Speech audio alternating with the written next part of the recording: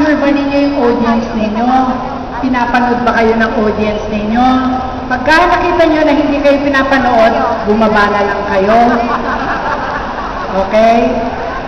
Group participation. Group participation, lahat ba kayo sumasayaw? Baka naman yung isa nakatayo lang doon.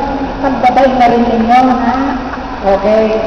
Ganoon ang group participation. At saka nagsisynchronize yung movements ninyo, na nagsasabay-sabay kayo, tapos may rhythm.